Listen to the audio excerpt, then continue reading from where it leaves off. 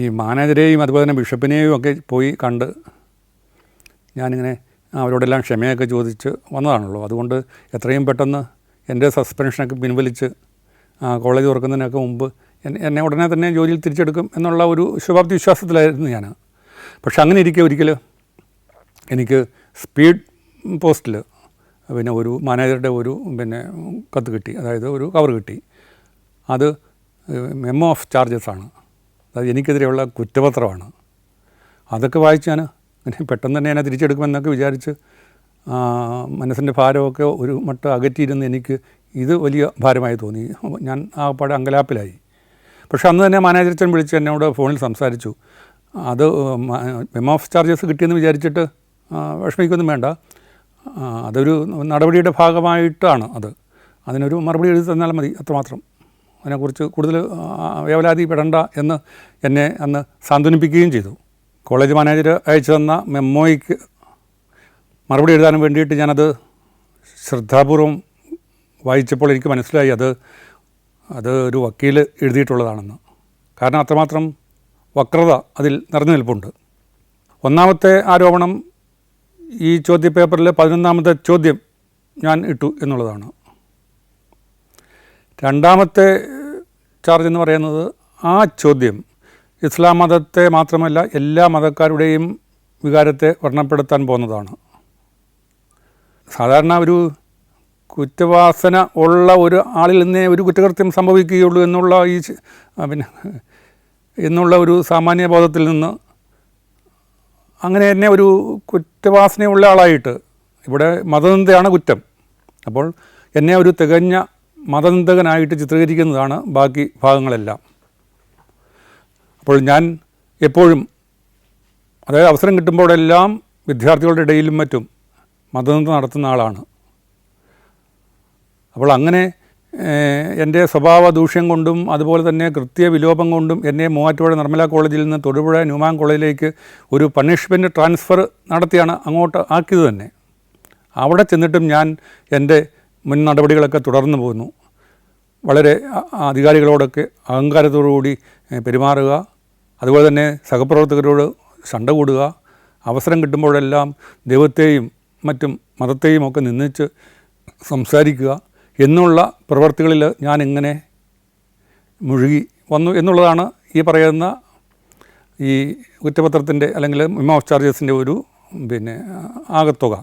അപ്പോൾ എന്നെ വളരെ വലിയൊരു മതനിന്ദകനായിട്ട്, പണ്ട് മുതലേ ഉള്ളൊരു മതനിന്ദകനായിട്ട് ചിത്രീകരിച്ചിട്ട് അവസാനം അങ്ങനെ വളരെ സാമുദായിക സ്പർദ്ധ ഉണ്ടാക്കാൻ പോകുന്ന ഒരു കൃത്യം ഇപ്പോൾ ചെയ്തിരിക്കുകയാണ്.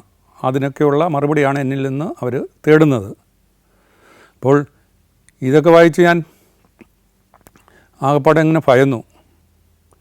ഇത് മനഃപൂർവ്വം, അതായത് എന്നെ അറിവുള്ള ആൾ ഒന്നാമത് അതിൻ്റെ കൂടെ പറയുന്നു, അതായത് ഒരു അധ്യാപകൻ എപ്പോഴും രാജ്യത്തുള്ള നിയമമൊക്കെ പാലിക്കാൻ ബാധ്യതയുള്ള ആളാണ്, രാജ്യത്തിൻ്റെ നിയമത്തോട് ബഹുമാനം വേണ്ട ആളാണ്. പക്ഷേ ഞാനിങ്ങനെ രാജ്യത്തെ നിയമത്തെ വെല്ലുവിളിക്കാൻ വേണ്ടിയിട്ട് 6 ദിവസം ഒളിവിൽ പോയി. പോലീസ് വളരെ തത്രപ്പെട്ടാണ് എന്നെ പിടിച്ചുകൊണ്ട് വന്നത്, അറസ്റ്റ് ചെയ്യുന്നത്. അപ്പോൾ അതും വലിയൊരു കുറ്റമായിട്ടാണ് മാനേജർ എന്നോട് ഈ മെമ്മോ ഓഫ് ചാർജസിലൂടെ നമ്മുടെ മുമ്പിൽ അവതരിപ്പിക്കുന്നത്. ശരിക്കും ആദ്യം പറഞ്ഞ ഈ മാനേജർ തന്നെയാണ് എന്നോട് ഒളിവിൽ പോകാൻ പറഞ്ഞത്. അപ്പോൾ അതൊക്കെ വായിക്കുമ്പോൾ എൻ്റെ ഉള്ളിൻ്റെ ഉള്ളിൽ ഒരു ചിരിയും അതുപോലെ തന്നെ സങ്കടവും ഭയവും എല്ലാം വരുന്നുണ്ട്. പിന്നെ ഒരു ആരോപണം 26-ാം തീയതി ഈ കലാപത്തിൻ്റെ ദിവസം മാർച്ച് 26-ന് രാവിലെ എന്നോട് തൊടുപുഴയ്ക്ക് വരണ്ട എന്ന് പറഞ്ഞ എൻ്റെ സഹപ്രവർത്തകൻ രാജു ജേക്കബ് പിച്ചലക്കാട്ട്, അദ്ദേഹം അങ്ങോട്ട് വന്നാൽ എന്താണ് കുഴപ്പമെന്നൊക്കെ ഞാൻ ചോദിച്ചതിനെ വേറെ ഒരു രീതിയിൽ വ്യാഖ്യാനിച്ചിട്ട്, അതായത് വരുംവരായികൾ എന്ന് വന്നാലും എനിക്ക് പ്രശ്നമില്ല എന്ന മട്ടിലാണ് എൻ്റെ ഒരു മനോഭാവം. അതായത് ഇതൊക്കെ ഞാൻ മനഃപൂർവ്വം വിട്ടതാണ്, അതിൻ്റെ പേരിൽ എന്ത് സംഭവിച്ചാലും എനിക്കൊരു കോസലമില്ല എന്നൊക്കെയുള്ള രീതിയിലാണ് ഫാദർ രാജു ജേക്കബിനോട് ഞാൻ സംസാരിച്ചത് എന്നൊക്കെയുള്ള രീതിയിൽ അതും ഒരു ആരോപണമായിട്ട് ഇവിടെ ഉന്നയിക്കപ്പെട്ടിരിക്കുകയാണ്. എൻ്റെ സഹപ്രവർത്തകനും ശിഷ്യനും ഒക്കെ ആയ ആളിനോട് ഞാൻ ആത്മാർത്ഥമായിട്ട് സംസാരിച്ചത് അത് വളച്ചൊടിച്ച് എൻ്റെ ഒരു സ്വഭാവദൂഷ്യം മാത്രമല്ല, ഞാനിത് മനഃപൂർവ്വം വിട്ടതാണ് എന്നുള്ളതിൻ്റെ ഒരു തെളിവായിട്ടും അവർ ഈ മെമ്മോ ഓഫ് ചാർജസിൽ ചേർത്ത് വെച്ചിരിക്കുകയാണ്.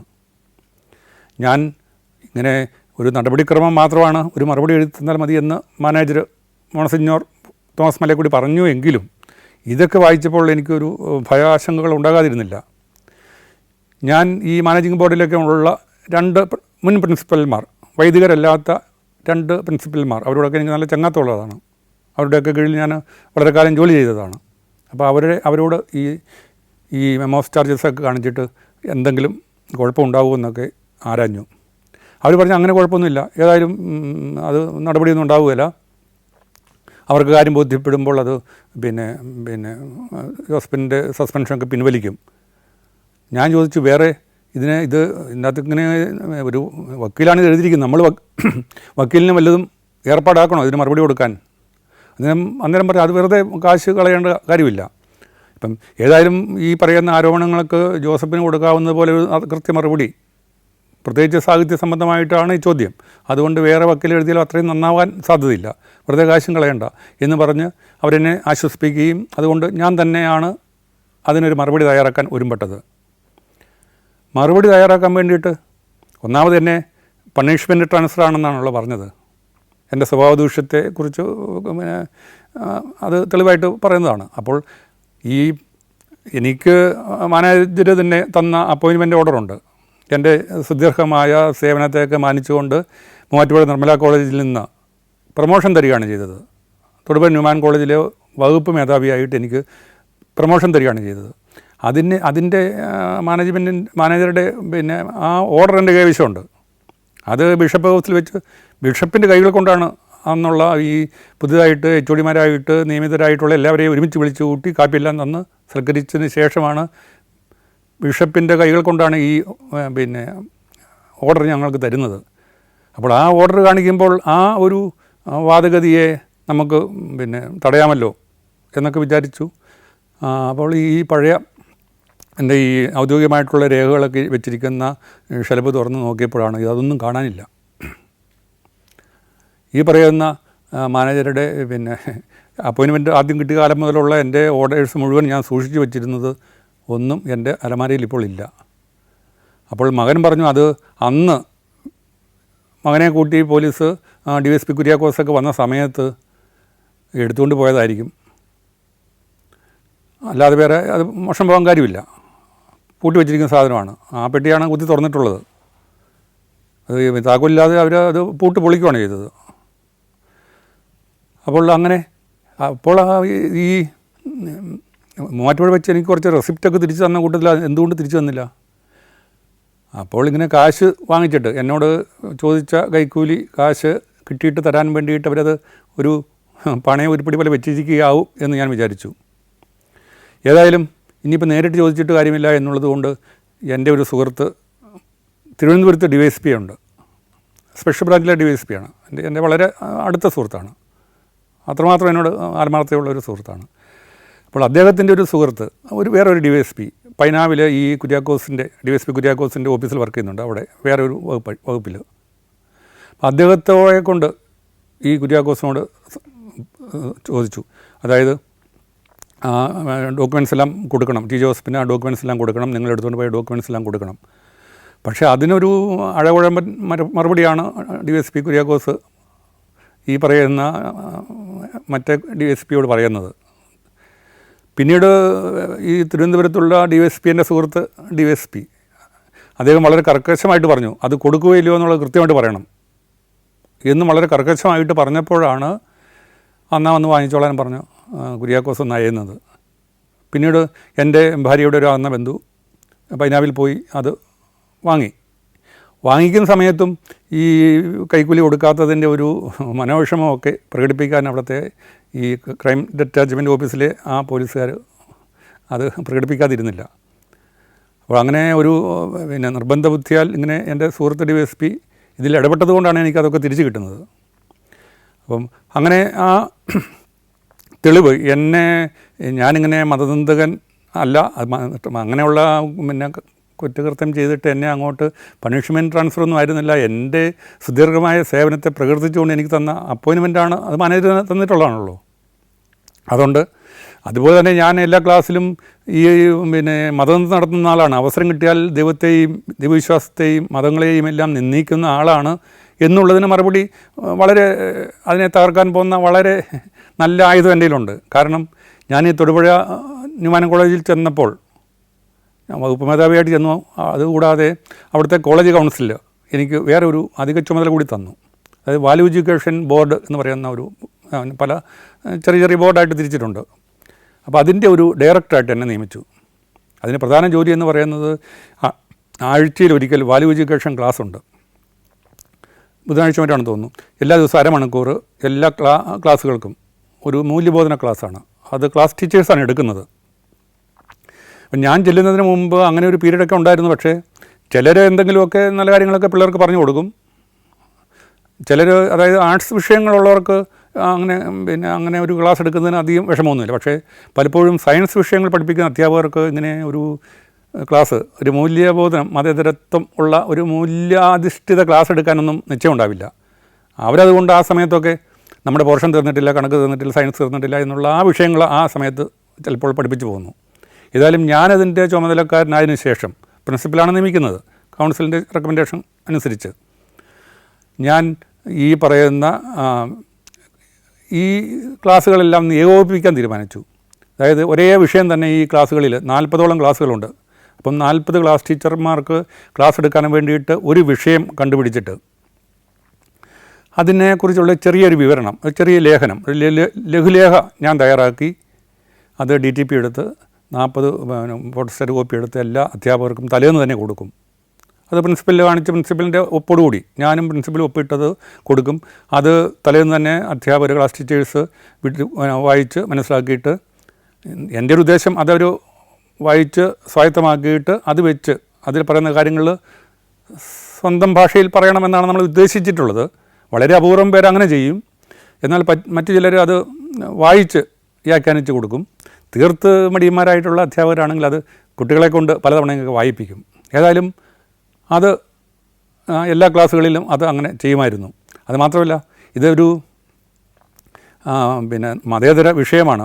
ഒരു മതത്തെയും അങ്ങനെ പ്രത്യേകമായിട്ട് പരിഗണിക്കുന്നതല്ല. മതേതര വിഷയങ്ങളൊക്കെ തിരഞ്ഞെടുത്തിട്ടാണ്.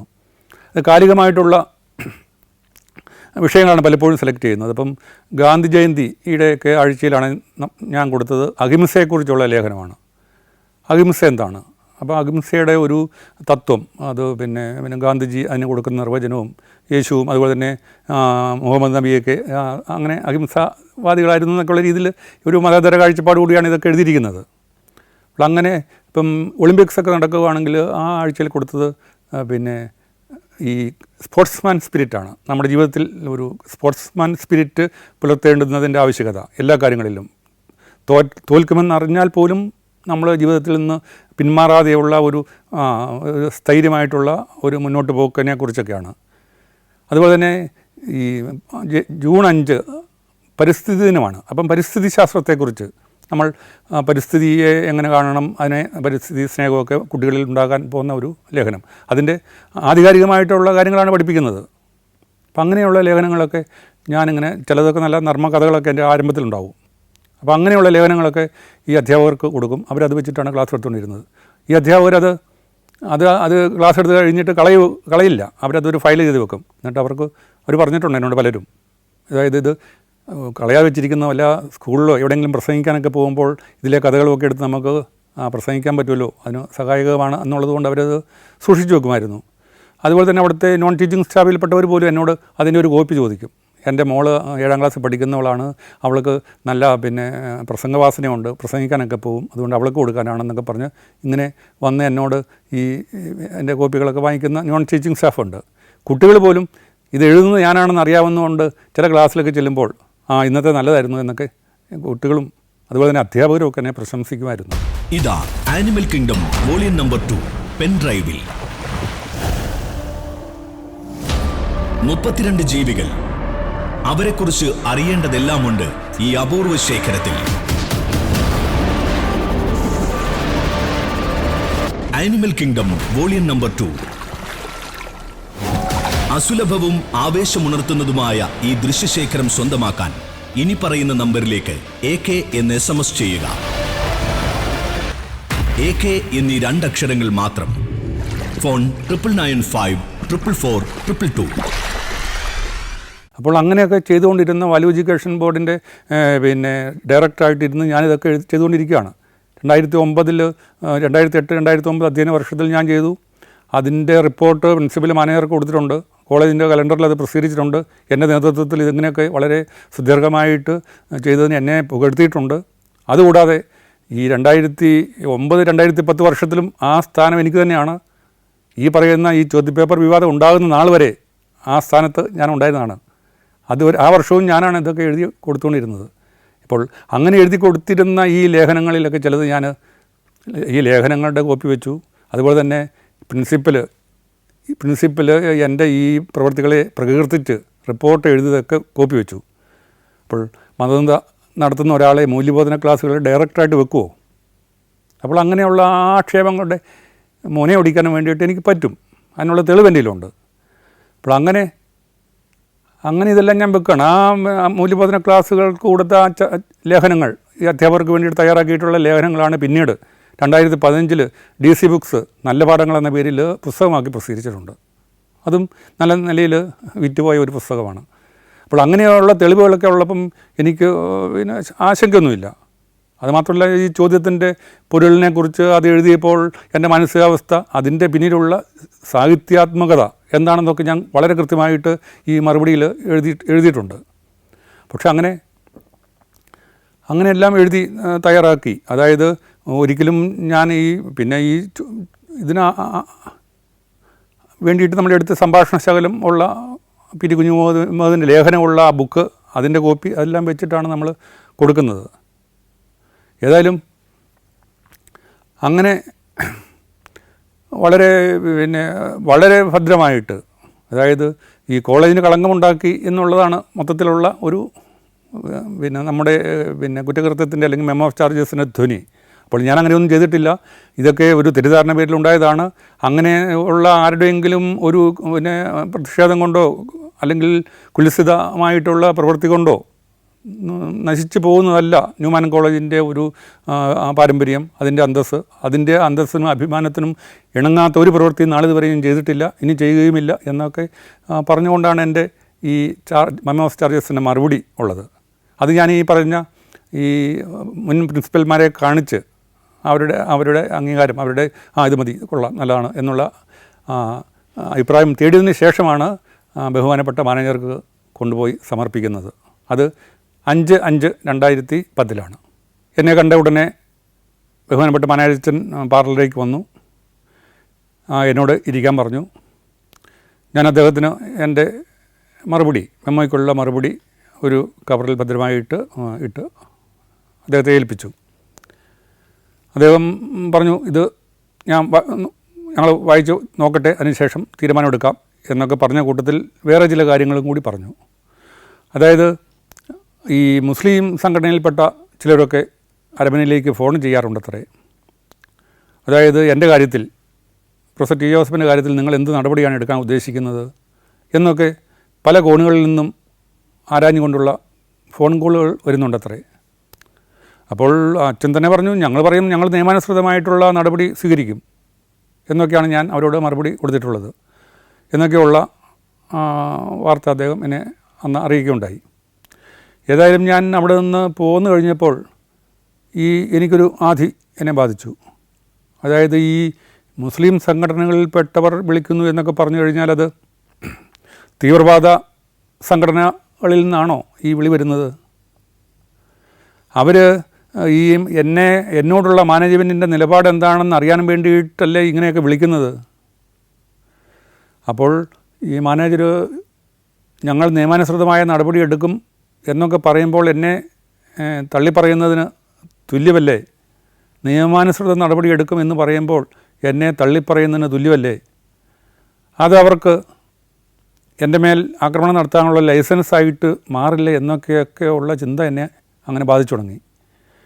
അതായത് ഒരു തീവ്രവാദി ആക്രമണം എൻ്റെ നേരെ ഉണ്ടാകുമെന്നൊക്കെയുള്ള ഭയം മുരിക്കാശ്ശേരിയിൽ ജാമ്യം കിട്ടി ചെന്ന ആ നാളുകളിലേക്ക് ഉണ്ടായെങ്കിലും തിരിച്ച് വീട്ടിൽ വന്ന് ആ ഭയാശങ്കകളോടെയാണ് ജീവിച്ചത്. എന്നാലും ഈ മാനേജറുടെ ഈ മെമ്മോ ഓഫ് ചാർജസ് കിട്ടിക്കഴിഞ്ഞപ്പോൾ ഈ ജീവഭയത്തേക്കാൾ കൂടുതലായിട്ട് വന്നത് ഈ ജോലി സംബന്ധമായിട്ടുള്ള ഭയമാണ്. എൻ്റെ ജോലി ഇങ്ങനെ ഇനി പോകുമോ, മാനേജ്മെൻറ്റ് എന്നെ തിരിച്ചെടുക്കാതെ പിരിച്ചു വിടുമോ എന്നുള്ള ആദ്യമൊക്കെ ഈ മാനേജറുടെ ഈ മെമ്മോ ഓഫ് ചാർജസ് കണ്ടപ്പോൾ.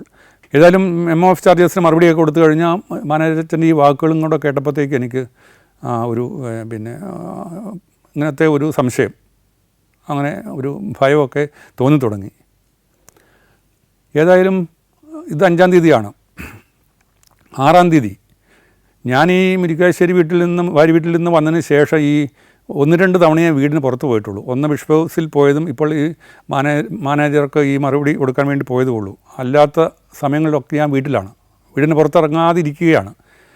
ഏതായാലും അന്ന് കുറച്ച് സാമ്പത്തിക ബുദ്ധിമുട്ടുള്ളത് കൊണ്ട് അല്പം പണം കടം ചോദിക്കാൻ വേണ്ടിയിട്ട് ഒരു സുഹൃത്തിൻ്റെ പ്രൊഫസർ ടി എ ജോയിയുടെ വീട്ടിൽ ഞാനും എൻ്റെ അളിയൻ, ബേബി അളിയൻ, സഹോദരിയുടെ ഭർത്താവും കൂടെ പോയി. ഏതാണ്ട് ഒരു 4 മണി 5 മണി സമയത്താണ് പോകുന്നത്.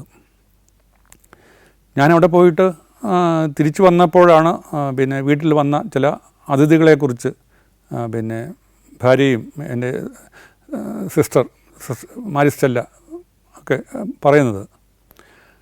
അതായത് ഞാൻ അങ്ങനെ പോയ സമയത്ത് തോൾ ബാഗൊക്കെ തൂക്കി ഒരു 5-6 ആളുകൾ, ചെറുപ്പക്കാർ വീട്ടിൽ വന്നു. അപ്പോൾ എന്നെ അന്വേഷിച്ചാണ് വന്നത്. അപ്പോൾ സാറ് പുറത്ത് പോയിരിക്കുകയാണ്, അധികം താമസിക്കാതെ വരും, കയറിയിരിക്കാനൊക്കെ അവരോട് പറഞ്ഞു.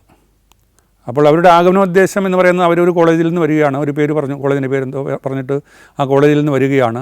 അവരുടെ കോളേജിലെ ഒരു സുവനീറിൽ എന്നെക്കൊണ്ട് ഒരു ആർട്ടിക്കിൾ എഴുതിപ്പിക്കാൻ വേണ്ടിയിട്ടാണ് വന്നിട്ടുള്ളത്. എന്നാൽ കയറിയിരിക്കാനൊക്കെ പറഞ്ഞിട്ട് അവർ പറഞ്ഞു, വേണ്ട, ഞങ്ങൾ റോഡിൽ നിന്നോളാം, പിന്നെ വന്നോളാം, കണ്ടോളാം എന്നൊക്കെ പറഞ്ഞ് അവർ വിട്ടുപോയി. അപ്പോൾ ഞാൻ തിരിച്ചു വന്നപ്പോൾ ഇങ്ങനെ എന്നെ അന്വേഷിച്ച് കോളേജിലെ കുട്ടികളാണെന്ന് തോന്നുന്നു, കുറച്ച് ചെറുപ്പക്കാർ വന്നിരുന്നു എന്നൊക്കെ പറഞ്ഞപ്പോൾ എനിക്കൊരു സംശയം. അതായത് അങ്ങനെ ഒരാൾ വരണമെങ്കിൽ ഫോണൊക്കെ വിളിച്ചിട്ട് നേരത്തെ മുൻകൂട്ടി അറിയിച്ചിട്ടാണ് സാധാരണ വരാറുള്ളത്. നമ്മൾ വീട്ടിലുണ്ടോ ഇല്ലയോ എന്നൊക്കെ അറിഞ്ഞു വേണ്ട വരാൻ. ഇതൊരു മുന്നറിയിപ്പും ഇല്ലാതെ ഇങ്ങനെ തോൾസഞ്ചിയൊക്കെ തൂക്കി 5-6-7 പേര് വന്നു എന്ന് പറയുമ്പോൾ തന്നെ എനിക്കൊരു സംശയം ഉണ്ടായി. എന്നെ അപായപ്പെടുത്താനെങ്ങാനും വന്നതായിരിക്കുമോ? പക്ഷേ ഞാനത് വീട്ടിലുള്ളവരോടൊന്നും പങ്കുവെക്കാൻ പോയില്ല. എന്തിനാണ്? എനിക്കുണ്ടായ ഒരു ഭയം മറ്റുള്ളവരിലേക്ക് വ്യാപിപ്പിക്കുന്നത് എന്തിനാണെന്ന് വിചാരിച്ച് ഞാൻ അതിനെക്കുറിച്ച് ആ സന്ദേഹം, എൻ്റെ ഒരു സംശയം, ആ ഭയം അവരോടൊന്നും അറിയിക്കാൻ കൂട്ടാക്കിയില്ല. അപ്പോൾ ഞാനങ്ങനെ വാതിൽ തുറന്ന് നോക്കിയപ്പോൾ 4-5 ആളുകളുണ്ട്. അതിൽ ഒരാളൊരു കുർത്തായൊക്കെ ഇട്ട ഒരാളാണ്, വേറെ ഒരാൾ ഒരു 40 വയസ്സ് തോന്നിക്കുന്ന വേറെ ഒരാളുണ്ട്. അപ്പം കുർത്തയിട്ട ആളാണ് സംസാരിക്കുന്നത്. അവർ പറയുന്നത് ഈ പറയുന്ന 40 വയസ്സ് തോന്നിക്കുന്ന ആളുടെ മകൾക്ക് കിഡ്നി സംബന്ധമായിട്ടുള്ള അസുഖമാണ്, അതിന് വേണ്ടിയിട്ടൊരു പിരിവിന് വന്നതാണ്. ഞാൻ ഈ